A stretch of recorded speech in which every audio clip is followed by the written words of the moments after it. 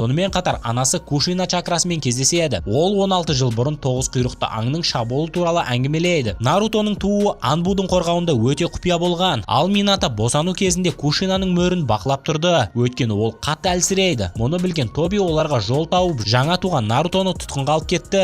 Ол мұның бәрін Минато мөрді жабалмау үшін жасайды. Алайда Минато Нарутоны құтқарып қалады. Бірақ жауап ретінде Тоби Кушинаны басып алды. Одан тоғыз құйрықты аңды алды. Ақырында планы сәтті болды, өйткені Кушина босанғандықтан өте әлсіреген. Сондай-ақ Кушина тоғыз құйрығы алынғаннан кейін аман қалды. Бұған Узумаки руының сұмдық төзімділік қасиеті көмектесті. Тоби түлкіге Кушинаны өлтіруді бұйырды, бірақ Минато оны құтқарып қалды. Сосын Минато түлкімен айқаса бастайды, ал Кушина бар күшін салып қауіп төніп тұрған түлкінің чакрасын шынжырларын босатып жіберді. Кейін Минато түлкінің жарық жағын Нарутоға және қараңғы жағын өзіне жабуға шешім қабылдаған. Алайда Кушина Минатоның өзінің құрбан еткісі келетінмен келіспейді, өйткені